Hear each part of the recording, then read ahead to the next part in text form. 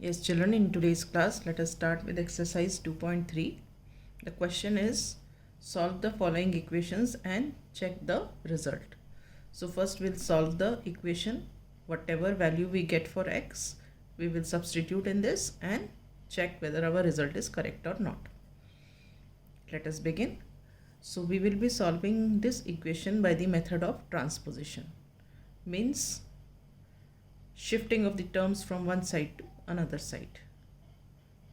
So here what do we notice? See, this is 3x is equal to 2x plus 18. So we have 3x here and 2x here. So what we can do, we can shift 2x from here to the here. So when the side changes, sign changes. This side it is plus 2x. अगर कोई sign नहीं लिखा होता है तो इसका मतलब यहाँ पे प्लस है. तो ये प्लस 2x है, इधर शिफ्ट हुआ तो ये क्या हो जाएगा minus 2x. So we have 3x minus 2x is equal to 18. ठीक है. अब 3x minus 2x is what? It is 1x. 1x बोलो या x बोलो, one and the same. This is equal to 18. Is this clear? So our value of x is 18. Now we have to verify that. Checking the result means we have to verify this value is correct or not. So to verify, we put the value of x in LHS and RHS. ठीक है, let us do it. What is our LHS? LHS means left hand side. This is 3x. Okay. Now put x is equal to 18. We get LHS is equal to 3 into 18. 3x का मतलब क्या होता है? 3 into x. और x हमारा 18 है. So we put here and it becomes 3 into 18, which is equal to how much? 18 3s are 54. Also RHS means right hand side. This is 2x plus 18. 2x plus 18. Now here again put x is equal to 18. क्योंकि हमारी x की value 18 आई है. We get RHS is equal to 2 into 2x मतलब 2 into x. तो x की value क्या है? 18. फिर ये वाला प्लस का साइन और ये 18. तो ये क्या है? 2 into 18 is 36. 36 plus 18 is 54. So see here, LHS also 54 and RHS also 54. So we'll write here, since LHS is equal to RHS, hence verified.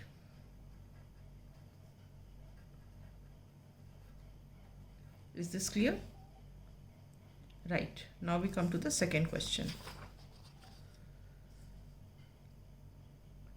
The second question is 5t minus 3 is equal to 3t minus 5. Alright. Now we shift the like terms. See here. This is 3t and this is 5t. We can shift 3t from here to this side. So here this is plus 3t. When it comes this side, it becomes minus 3t. So what do we have? We have 5t minus 3t. Okay. Now see here. This minus 3, we can shift it to this side. This is minus 3. When it shifts this side, it becomes plus 3. So what do you get? This becomes, ये -5 तो as it is रहा. ये तो इसी तरफ था, इसको तो कुछ किया ही नहीं, एज इट इज़ उतार लिया. और ये जो -3 था ये इस तरफ शिफ्ट हुआ है इक्वल टू के इस तरफ. तो ये -3 क्या बन जाएगा? इधर आएगा तो इट बिकम्स +3. ठीक है. अब देखो 5t minus 3t क्या हो गया? 2t. यहाँ देखो अपोजिट साइंस है तो हम सब्ट्रैक्ट करेंगे तो आएगा 2. बड़ा नंबर 5, साइन माइनस, तो यहाँ पे आ गया -2. ठीक है. अब हमें तो t की वैल्यू निकालनी है, तो इसका मतलब इस 2 को हमें रिमूव करना है। इधर क्या है 2 इंटू टी। अब अगर ये 2 इस तरफ आएगा तो ये क्या हो जाएगा, डिवाइड हो जाएगा। So this becomes t is equal to ये वाला -2 अपॉन 2। इसको हम ऐसे भी बोल सकते हैं कि ये जो 2 है ना क्रॉस मल्टीप्लाई होके नीचे आ गया। That way also we do. अब 2 1 ज़ा 2, 2 1 ज़ा 2, तो ये क्या हो गया, हमें आंसर क्या मिला।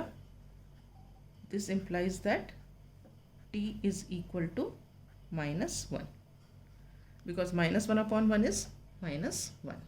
Okay, now we do the verification.